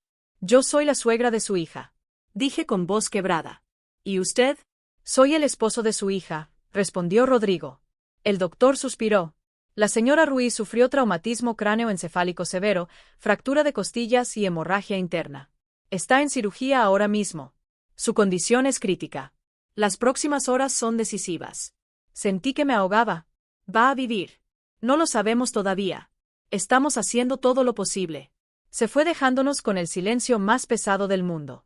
Me senté de nuevo. Las lágrimas corrían por mis mejillas sin que pudiera detenerlas. Estela me abrazó. No es tu culpa, Soledad. Pero sí lo era. Yo le había dado las llaves. Yo la había enviado en ese coche. Aunque mi intención era exponer a Valeria, aunque había llamado a la policía, yo había jugado con una vida humana. Y ahora Florencia estaba muriendo por mi venganza. Un detective llegó una hora después. Se llamaba Martínez, hombre de unos 50 años con bigote gris y mirada penetrante. Señora Ramírez, necesito su declaración. Me llevó a un cuartito. Estela entró conmigo. Le conté todo desde el principio. La boda, las humillaciones, el plan para robarme la casa, el taller mecánico, las llaves entregadas a Florencia. Le mostré las fotos de los documentos, las grabaciones, todo. El detective escuchaba sin interrumpir, tomaba notas. Cuando terminé, dijo, ¿por qué no llamó a la policía cuando descubrió el sabotaje? Esa era la pregunta que me destruía. ¿Por qué? Porque quería exponer a mi nuera. Quería que quedara claro que ella lo hizo. Pensé que si la madre de Valeria subía al coche y pasaba algo, pero yo llamaba a la policía antes, ustedes tendrían pruebas directas. No solo mis fotos, sino un crimen en progreso. Pero puso en riesgo la vida de la señora Ruiz. Lo sé. Las lágrimas volvieron. Lo sé y me arrepiento cada segundo. Llamé a emergencias en cuanto el coche salió. Pensé que lo detendrían a tiempo. Yo solo ya no pensaba con claridad. Después de 3 años de abuso, de humillaciones, de que intentaran matarme, solo quería justicia. El detective cerró su libreta. Entiendo, pero necesito que entienda que sus acciones tendrán consecuencias legales. Puso en peligro a otra persona, aunque fuera para exponer un crimen. Me van a arrestar. Eso lo decidirá el Ministerio Público. Por ahora, quédese disponible. No salga de la ciudad. Se fue. Estela me tomó de la mano. Vamos a pelear esto, Soledad. Tú eres la víctima aquí. Valeria intentó matarte, pero yo ya no me sentía como víctima, me sentía como villana. Regresamos a la sala de espera. Rodrigo seguía ahí. Ahora tenía la cabeza entre las manos. Me acerqué. Me senté a su lado. Hijo, no respondió. Rodrigo. Mírame. Levanto la vista. Sus ojos estaban rojos, vacíos. ¿Es cierto? Preguntó con voz ronca. Todo lo que dijiste es cierto. Valeria quería matarte. Sí. ¿Y tú? ¿Tú pusiste a su mamá en ese coche sabiendo que estaba saboteado? No podía mentirle. No más. Sí, pero llamé a la policía. Pensé que la detendrían antes de que pasara algo. Yo no quería que Florencia saliera herida. Solo quería que Valeria pagara por lo que hizo. Rodrigo se cubrió la cara con las manos. Sus hombros temblaban. Esto es una pesadilla. Lo sé, hijo, y lo siento. Siento no haberte dicho antes lo que estaba pasando. Siento haber dejado que llegara tan lejos. Yo también lo siento, mamá. Su voz se quebró completamente. Fui un cobarde. Te dejé sola, dejé que te maltratara. Dejé que te usara. Y cuando planeo matarte, Dios mío, ¿cómo no me di cuenta? Porque amabas a la persona equivocada. No, porque fui débil, porque elegí la paz falsa en vez de defender a mi madre. Nos quedamos en silencio. 2 personas rotas sentadas en una sala de hospital esperando noticias de la tercera vida que habíamos destruido entre todos. 3 horas después, el doctor salió de nuevo. Familiares de Florencia Ruiz. Corrimos hacia él. Sobrevivió la cirugía. Logramos detener la hemorragia y estabilizarla, pero sufrió daños severos. Fractura de cadera, 3 costillas rotas, contusión pulmonar y el traumatismo craneal. Todavía no sabemos si habrá secuelas neurológicas. ¿Pero va a vivir? Pregunté con voz desesperada. Sí, va a vivir, pero su recuperación será larga. Meses de terapia física, posiblemente secuelas permanentes. Me dejé caer en una silla. El alivio y la culpa me golpearon al mismo tiempo. Florencia iba a vivir, gracias a Dios iba a vivir, pero su vida nunca sería igual. Por mi culpa. ¿Podemos verla? Preguntó Rodrigo. Está en recuperación, tal vez en unas horas, pero solo familiares directos. El detective Martínez apareció de nuevo. Traía papeles en la mano. Señora Ramírez, el mecánico confesó. Valeria Ruiz le pagó 8,000 pesos para cortar la línea de frenos de su vehículo. Hay registro de la transacción y mensajes de texto donde ella le dio instrucciones específicas. Mi estómago se revolvió. ¿Qué va a pasar con ella? Intento de homicidio calificado, premeditado. Con las pruebas que tenemos, incluyendo su confesión accidental frente a testigos, está enfrentando entre 12 y 20 años de prisión. Miré a Rodrigo, estaba pálido. Y yo pregunté. El detective suspiró. Su caso es complicado. Técnicamente puso en peligro a otra persona, pero lo hizo bajo estrés extremo como víctima de abuso prolongado y un intento de asesinato. Además, llamó a emergencias inmediatamente. El fiscal probablemente considere eso. Mi opinión personal es que no enfrentará cargos penales, pero no puedo garantizarlo. Asentí. No importaba. Lo único que importaba era que Florencia viviera. Y mi hijo Rodrigo enfrenta cargos. No hay evidencia de que estuviera al tanto del plan de asesinato, solo del fraude patrimonial, que es asunto civil, no penal, a menos que la señora Ramírez quiera presentar cargos. Miré a Rodrigo, mi hijo, que había fallado, que había sido ciego, cobarde, egoísta, pero que también era mi hijo. No voy a presentar cargos contra él, dije. Rodrigo me miró con los ojos llenos de lágrimas. Gracias, mamá. Pero continué, quiero que salgan de mi casa, tú y tu hijo. Tienen una semana para encontrar un lugar. Asintió. No discutió. No suplicó. Lo entiendo, es lo justo. El detective se fue. Estela me abrazó. Hiciste lo correcto, susurró. Pero no me sentía bien. No me sentía victoriosa, solo me sentía cansada. Esa noche Florencia despertó confundida, adolorida, pero viva. Lo explique to do. Entre lágrimas le dije que su hija había cortado los frenos, que yo le había dado las llaves sabiendo eso, que había llamado a la policía, pero no a tiempo. Esperaba que me odiara, que me gritara, que me culpara. En cambio, Florencia tomó mi mano con su mano vendada. Usted salvó mi vida, dijo con voz débil. No, yo casi la mato. Mi hija cortó esos frenos. No, usted. Mi hija planeó un asesinato. No, usted solo le dio vuelta a las cosas. Cerró los ojos. Yo sé qué clase de persona es Valeria. Siempre lo supe, pero no quería aceptarlo. Era mi hija. Lo siento tanto, Florencia. Yo también. Una lágrima corrió por su mejilla. Por favor, cuide a mi nieto. Emiliano no tiene culpa de nada de esto. Lo cuidaré, lo prometo. Y con esa promesa, algo en mí empezó a sanar. Part 11. El despertar de Rodrigo y la ruptura. Los días siguientes fueron borrosos, como caminar bajo el agua. Valeria fue trasladada del hospital a la cárcel sin fianza. El fiscal argumentó que representaba un peligro para la sociedad. Intento de homicidio premeditado. Las pruebas eran abrumadoras. Yo visité a Florencia todos los días en el hospital. Le llevaba comida casera, sopa de pollo, pan dulce, las cosas que podía comer con sus costillas rotas. Hablábamos de todo y de nada, de su vida limpiando casas, de cómo crió a Valeria sola después de que el padre las abandonó, de cómo Valeria siempre quiso más, siempre persiguió dinero y estatus, siempre se avergonzó de sus orígenes humildes. Yo trabajé tanto para darle educación, me dijo una tarde mientras miraba por la ventana del hospital. Pensé que si estudiaba, si tenía oportunidades, sería diferente, pero solo la hice más ambiciosa, más fría. No es tu culpa, Florencia. No. Me miró con ojos cansados. Una madre siempre se pregunta dónde se equivocó. Entendí ese sentimiento más de lo que quería admitir. Rodrigo no fue a ver a Valeria a la cárcel ni una sola vez. Se mudó a un departamento pequeño con Emiliano, un lugar de 2 recámaras en una zona modesta. Muy lejos de la casa en la Condesa que Valeria había soñado. Vendió el coche de Valeria, el sedán gris que casi me mata.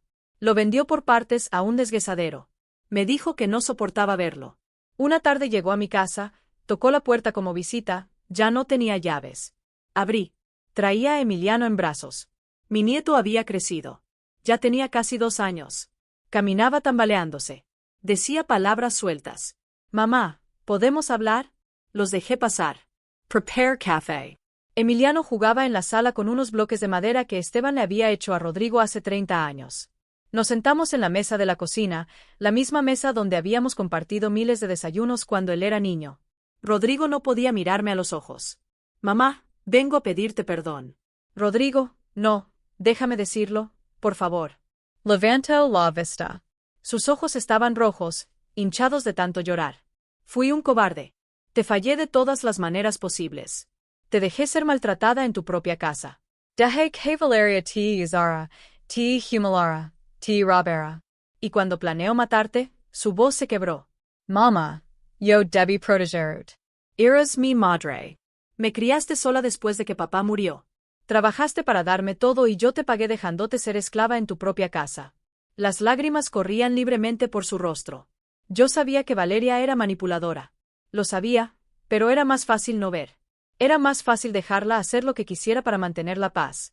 Y tú pagaste el precio. Hijo, no me merezco que me perdones, pero necesitaba decírtelo. Necesitaba que supieras que por fin lo veo. Veo lo que te hice, lo que permití y me odio por ello. Me levant, rodí la mesa, lo abrace. Lloró en mi hombro como cuando era niño y se caía de la bicicleta. Lloró como si pudiera sacar todo el veneno de esos 3 años de su cuerpo. Te perdono, Rodrigo, no deberías, pero lo hago porque eres mi hijo y porque reconocer tus errores es el primer paso para ser mejor. Nos quedamos así abrazados, 2 personas rotas empezando a sanar. Cuando se calmó, le serví más café. Nos sentamos de nuevo. ¿Qué vas a hacer ahora?, le pregunté. Voy a divorciarme de Valeria. Ya contraté un abogado. Voy a pelear por la custodia completa de Emiliano. Valeria va a estar en prisión por años. No quiero que mi hijo crezca visitando a su madre en la cárcel. ¿Y ella? ¿Qué dice? No he hablado con ella. Su abogado dice que quiere verme, que quiere explicarse, pero yo no tengo nada que escuchar. Su mandíbula se apretó. Intentó matar a mi madre. Casi mata a su propia madre. No hay explicación que justifique eso. ¿La amaste alguna vez? De verdad, pensó largo rato. Creo que amé la idea de ella, la mujer hermosa, segura, ambiciosa. Me hacía sentir exitoso tenerla a mi lado, pero amor real, de conocer a alguien profundamente y aceptar sus defectos, no. Nunca nos conocimos realmente. Solo éramos 2 personas usando al otro para llenar vacíos. Era la respuesta más madura que le había escuchado en años. Y el trabajo, los gastos es difícil, la guardería es cara, el departamento se come la mitad de mi sueldo, pero estoy aprendiendo. Aprendo a cocinar viendo videos en internet. Emiliano come muchos nuggets de pollo, pero sobrevivimos. Sonrió con tristeza. Ahora entiendo todo lo que hiciste por mí cuando era niño y lo di por sentado. Así son los hijos. Solo entienden cuando son padres. Mamá, necesito pedirte otro favor y entenderé si dices que no. Dime, ¿podrías ayudarme con Emiliano? No como antes, no como sirvienta, sino como abuela. 2 veces por semana, tal vez. Yo te pagaría por las horas. No voy a aceptar tu dinero, mamá. Pero si voy a ayudarte con mi nieto con límites claros, 2 tardes por semana, de 3 a 7. Tú lo traes y lo recoges y yo lo cuido aquí en mi casa. Gracias, mamá. Pero Rodrigo, esto solo funciona si hay respeto. Si vuelves a permitir que alguien me maltrate, se acaba. ¿Entiendes? Entiendo y no va a pasar. Te lo prometo. Quería creer esa promesa. Con todo mi corazón quería creerla. 2 semanas después, Valeria pidió verme. Su abogado me llamó. Mi clienta solicita una reunión con usted en la prisión. Hay cosas que quiere decirle. Le pregunté a Estela qué hacer. No tienes que ir si no quieres, me dijo. No le debes nada. Pero algo en mí necesitaba ir. Necesitaba mirarla a los ojos y escuchar qué tenía que decir la mujer que intentó matarme. Fui un martes por la tarde. El penal para mujeres estaba en las afueras de la ciudad. Un edificio gris rodeado de muros altos y alambre de púas. El proceso de entrada fue humillante. Revisión de bolsa, detector de metales, guardias gritando órdenes. Me llevaron a una sala de visitas, mesas de metal atornilladas al piso, sillas de plástico, cámaras en cada esquina. Valeria entró escoltada por una guardia. No la reconocí al principio. Sin maquillaje, sin extensiones en el cabello, sin uñas perfectas, con un uniforme beige deslavado y zapatos de plástico. Se veía pequeña, frágil, mucho más joven que sus 31 años. Se sentó frente a mí, no me miró de inmediato. Gracias por venir, dijo finalmente con voz apagada. No respondí, solo esperé. Supongo que me odias. No sé qué siento por ti, Valeria, pero odio no es la palabra. Levanto la vista. Sus ojos estaban sin brillo, muertos. Quería disculparme. Disculparte por intentar matarme. Sí. Las lágrimas comenzaron a rodar por sus mejillas sin maquillaje. Estaba desesperada, obsesionada. Quería esa casa, quería el dinero, Quería la vida que creía que merecía. Y tú eras el obstáculo. Yo te di mi casa, te di todo. Lo sé y lo usé en tu contra. Te traté como basura, como algo que estorbaba y cuando no cediste con lo de vender, cerró los ojos. Pensé que si desaparecías todo sería más fácil. Rodrigo heredaría. Yo lo convencería de vender. Tendríamos el dinero, la vida perfecta. Pero casi matas a tu propia madre. Se quebró completamente. Zoilosó con las manos cubriéndole el rostro. No quería que fuera ella. Cuando supe que mi mamá estaba en ese coche. Dios mío, quise morirme. Quise que la tierra me tragara. Pero tú cortaste esos frenos, Valeria. Tú lo sé. Lo sé y tengo que vivir con eso cada segundo de cada día. Mi mamá casi muere por mi culpa y ahora está en el hospital con secuelas que la van a afectar el resto de su vida. Por mi culpa. Nos quedamos en silencio. El ruido de fondo del penal llenaba el espacio. Puertas cerrándose, voces de guardias, llantos lejanos. ¿Por qué querías verme? Pregunté finalmente. Para pedirte perdón. Y para decirte que Rodrigo y Emiliano están mejor sin mí, no pelees el divorcio. No pelees la custodia. Firma lo que tengas que firmar para que Rodrigo se quede con mi hijo. Yo no merezco ser madre. Eso no me toca decidirlo a mí, por favor. Me miró con desesperación. Tú tienes influencia sobre Rodrigo. Dile que no pelee, que me deje ir, que reforme mi vida aquí adentro y cuando salga en 12 o 15 años seré otra persona. Pero ahora soy un monstruo. Mi levant. Valeria, te perdono, no porque lo merezcas, sino porque yo necesito soltarte para poder seguir adelante. Pero las consecuencias de tus acciones son tuyas. Rodrigo tomará sus propias decisiones sobre Emiliano y tú cumplirás tu sentencia. Lo sé. Espero que uses estos años para encontrar a la persona que pudiste haber sido, la que tu madre trató de criar, porque esa persona todavía está ahí bajo todas las capas de ambición y odio. Caminé hacia la puerta. Señora Soledad me llamó. Me detuve. No volti. Su hija tiene suerte de tenerla. No tengo hijas, solo un hijo y un nieto que voy a ayudar a criar para que sea mejor hombre que su padre fue. Salí sin mirar atrás. En el camino de regreso a casa lloré. Lloré por todo, por los años perdidos, por la Florencia herida, por el Rodrigo que tuvo que despertar de la peor manera, por la Valeria que pudo haber sido diferente. Pero sobre todo lloré de alivio porque finalmente después de 3 años era libre. Part 12. La reconstrucción y la lección final. 10 meses después del accidente, Florencia salió del hospital. No podía regresar a su casa. Era un segundo piso sin elevador. Con sus secuelas las escaleras eran imposibles. Le ofrecí quedarme en mi casa. Soledad, ¿ya hiciste suficiente? Me dijo desde su silla de ruedas. No es suficiente. Nunca será suficiente para compensar lo que pasó. No tienes que compensar nada. Mi hija hizo lo que hizo. No tú. Pero insistí y finalmente aceptó. Le di la recámara de invitados, la que Valeria y Rodrigo habían ocupado. La Pinti de Amarillo Claro. Compré cortinas nuevas. Puse una cama ortopédica que me costó 22,000 pesos, pero que Florencia necesitaba. Los primeros días fueron difíciles. Florencia no podía bañarse sola, no podía vestirse sin ayuda. La cadera rota, sonaba lento. Contraté a una enfermera para que viniera 3 veces por semana. Con mi dinero, el dinero que Valeria había querido robarme. Florencia lloraba a veces por las noches. La escuchaba desde mi cuarto. Lloraba por su hija, por su nieto que apenas veía, por su cuerpo que ya no respondía como antes. Una noche entré a su habitación, me senté en la orilla de su cama. ¿Quieres hablar?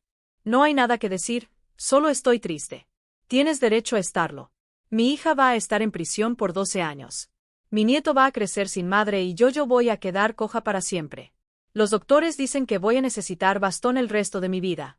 Tomé su mano. Florencia, sé que nada de lo que diga va a cambiar lo que pasó, pero quiero que sepas que no estás sola. Yo voy a cuidarte y juntas vamos a cuidar a Emiliano. ¿Por qué eres tan buena conmigo después de todo?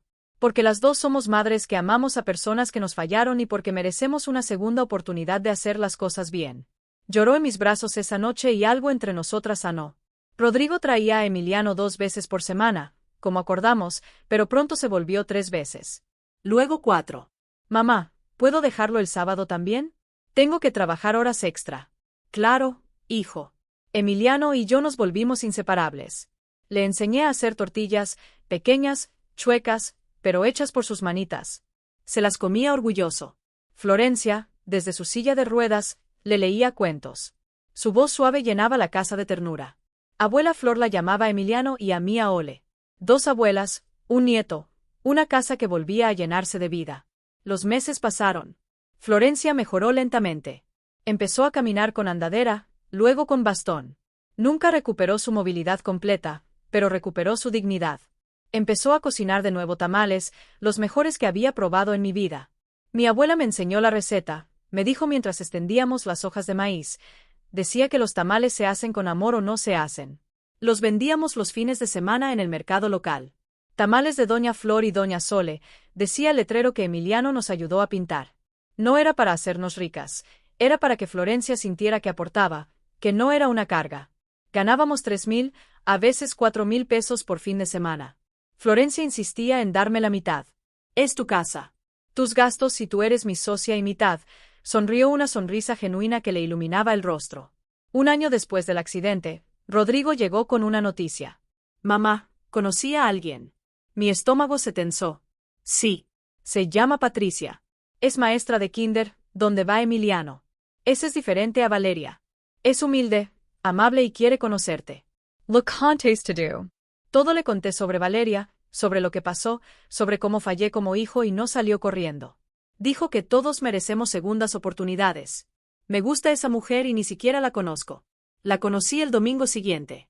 Patricia tenía 32 años. Cabello castaño recogido en cola de caballo, lentes redondos, vestido floreado sencillo, sin maquillaje excesivo, sonrisa tímida, pero sincera, trajo un pay de manzana que hizo ella misma. Señora Soledad, muchas gracias por recibirme. Rodrigo me ha contado mucho sobre usted. Espero que cosas buenas, las mejores. Dice que es la mujer más fuerte que conoce. Me cayó bien desde el primer segundo. Emiliano la adoraba. Miss Patty le decía y ella lo trataba con ternura genuina. Patricia y Florencia se llevaron bien también. Hablaban de recetas, de telenovelas, de la vida. Vi a mi hijo mirar a Patricia con ojos diferentes, no con la obsesión enfermiza que tuvo por Valeria, sino con respeto, con gratitud, con amor verdadero. 6 meses después, Rodrigo me pidió mi bendición para casarse. Mamá, no voy a cometer los mismos errores. Esta vez va a ser diferente. ¿Cómo lo sabes? Porque Patricia ya te conoce, ya sabe quién soy, mis defectos, mi pasado y me acepta. Pero sobre todo porque aprendí que el amor verdadero no es control, es respeto. Y yo respeto a Patricia y ella me respeta a mí. Entonces, tienes mi bendición, hijo. Se casaron en una ceremonia pequeña. En el jardín de mi casa, solo familia cercana. Patricia llevaba un vestido blanco sencillo que costó 3.000 pesos. Las flores las pusimos Florencia y yo. Tamales para la comida. No hubo lujos, pero hubo amor real y eso valía más que todo el oro del mundo. Emiliano fue el paje de anillos. 3 años ya. Serio, concentrado, llevando la almohada con los anillos como si cargara el tesoro más valioso. Cuando Rodrigo y Patricia se besaron, todos lloramos de alegría esta vez. Rodrigo no me pidió que me mudara, no me pidió que vendiera nada. Él y Patricia se quedaron en su departamento pequeño. Es nuestro espacio, me dijo. Y esta casa es tuya, tu refugio, tu patrimonio. Nadie te lo va a quitar nunca más. 2 años después del accidente recibí una carta. Era de Valeria. La miré largo rato antes de abrirla. Estela estaba conmigo. No tienes que leerla si no quieres, me dijo. Pero la abrí. La carta decía: Señora Soledad, no espero que responda esta carta. Solo necesito que sepa que he usado estos 2 años para pensar, para enfrentar quién fui y quién quiero ser. Estoy en terapia aquí en prisión. Diagnosticar un trastorno de personalidad narcisista. No es excusa para lo que hice, pero explica por qué no podía ver más allá de mí misma, porque usé a todos, porque casi destruí todo. Supe por mi abogado que usted cuida a mi madre, que le dio su casa, que paga sus gastos médicos. No tengo palabras para agradecerle. También supe que Emiliano está bien, que Rodrigo se casó con una buena mujer, que mi hijo tiene abuelas que lo aman. No voy a pedir ver a Emiliano. No por ahora. Él está mejor sin mí. Tal vez cuando crezca, cuando pueda entender, Rodrigo decida contarle la verdad. Y si quiere conocerme, entonces estaré lista. Una mejor versión de mí. Usted me enseñó algo que mi madre trató de enseñarme toda mi vida, pero no quise escuchar.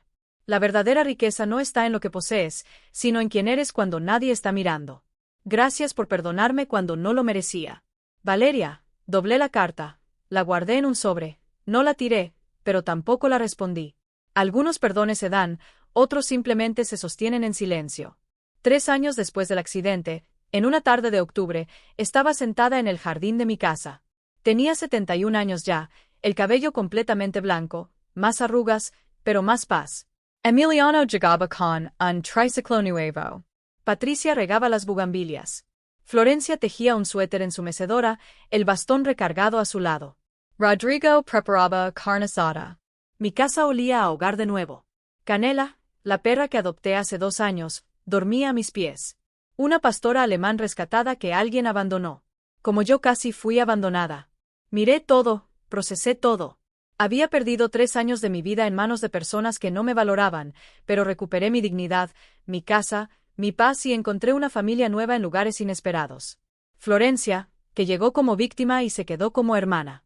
Patricia, que llegó con humildad y llenó los espacios que Valeria dejó vacíos. Emiliano, que me recordaba cada día porque vale la pena seguir adelante, y Rodrigo, mi hijo, que tuvo que caer hasta el fondo para aprender a subir de nuevo. Mamá, me llamó Rodrigo. La carne está lista. Ya voy, hijo. Me levant. Mis rodillas protestaron un poco, la edad cobrando factura, pero estaba viva, estaba libre. Estaba en mi casa. Esa noche, después de la cena, cuando todos se habían ido y Florencia dormía en su habitación, salía al jardín. Las bugambilias que Esteban plantó seguían floreciendo, moradas, vibrantes, sobrevivientes, como yo. Miré las estrellas, susurré al viento. Lo logré, mi amor. Nos querían destruir, pero seguimos aquí. La casa sigue en pie y yo también. Una brisa cálida acariciou mi rostro como si Esteban respondiera. Sonríe. Epílogo. 3 años después, Emiliano tiene 6 años.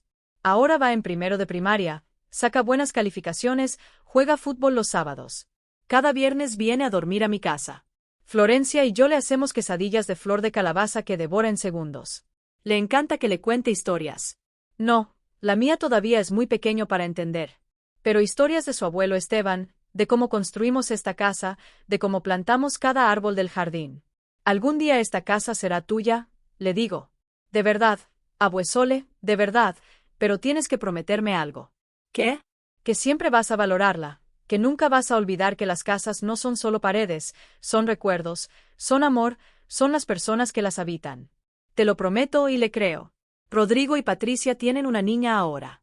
Se llama Estela como mi comadre. Tiene 6 meses. Es famosa. Valeria cumplió su 4ª parte de la sentencia. 8 años más por delante. A veces le escribe a Rodrigo. Él no responde todas, pero algunas sí. Con cortesía, sin rencor. Es la madre de mi hijo. Me dijo cuando le pregunté por qué mantenía contacto. Emiliano merece saber que intenté hacer las cosas bien con ella, que le di la oportunidad de cambiar. Mi hijo creció. Finalmente, Florencia y yo seguimos vendiendo tamales, ya no por necesidad, sino porque nos gusta, porque nos hace sentir útiles, porque la gente del mercado nos conoce y nos saluda con cariño. Ahí vienen las doñas, gritan los comerciantes, y nosotras sonreímos. Hace un mes, una mujer joven se me acercó en el mercado. Tenía los ojos rojos de tanto llorar. Disculpe, señora, ¿usted es Soledad Ramírez? Sí, hija. ¿En qué te puedo ayudar? Leí su historia en internet. Alguien la compartió en un grupo de mujeres sobre cómo su nuera intentó quitarle su casa, cómo sobrevivió y yo estoy pasando algo parecido. Mi yerno me trata horrible y no sé qué hacer. Pensé que venía a morir aquí, pero usted sobrevivió. La abracé ahí mismo, en medio del mercado, mientras vendedores y compradores seguían su camino. Mira, hija, lo primero que tienes que saber es que tu casa es tuya. Nadie, absolutamente nadie, tiene derecho a quitártela. Lo segundo es que tienes que ser inteligente. Documenta todo, busca ayuda. No te quedes calada. Le di el número de Estela. Le dije que la llamara y recuerda, le dije tomando sus manos, no estás sola. Hay más mujeres como nosotras de las que crees y cuando nos unimos somos imparables. Se fue con esperanza en los ojos y yo entendí por qué había pasado todo. No solo para sobrevivir, sino para ayudar a otras a sobrevivir también. Hoy, mientras escribo esto en mi mente, sentada en mi jardín, con el sol calentando mi rostro y canela a mis pies, pienso en todo el camino recorrido. 3 años de infierno, 2 años de sanación y ahora paz. No es la vida que imaginé, pero es mejor de muchas maneras, porque aprendí que la familia no siempre es sangre. A veces es la gente que te sostiene cuando la sangre te deja caer. Aprendí que la venganza no siempre es dulce, A veces es amarga, complicada y te cambia para siempre. Aprendí que perdonar no es olvidar, es soltar el veneno para que no te mate. Y aprendí que una mujer de 71 años con arrugas y cabello blanco puede ser más fuerte que cualquier persona joven que subestima el poder de una vida vivida. Si estás escuchando esta historia y te sientes identificada, quiero que sepas algo. No estás sola. Tu casa es tuya, tu dignidad es tuya y nadie, absolutamente nadie, tiene derecho a quitártela. Defiéndete, documenta, busca ayuda y nunca, nunca te rindas, porque la verdadera riqueza no está en lo que posees, está en lo que no permites que te quiten. Tu paz, tu dignidad, tu hogar, tu vida y eso, mi amor, no tiene precio. Fin Kentam, reflexión final y llamado a la acción. Esta historia es un recordatorio de que el abuso no siempre llega con gritos, a veces llega con sonrisas falsas, manipulación silenciosa y familiares que olvidan que el respeto no se negocia. Si esta historia tocó tu corazón, si te hizo reflexionar sobre tu propia vida o la de alguien que conoces, déjame tu comentario. Cuéntame de dónde nos estás escuchando. Has vivido algo parecido? ¿Conoces a alguien que necesite escuchar esto? Dale like a este video para que llegue a más personas que necesitan saber que no están solas y suscríbete al canal para seguir escuchando historias de mujeres que se negaron a ser pisoteadas, historias de resiliencia, dignidad y justicia, porque todos merecemos una segunda oportunidad y nunca, nunca es tarde para recuperar lo que es tuyo. Gracias por acompañarme hasta el final. Hasta la próxima historia. Con cariño, las voces que no se callan.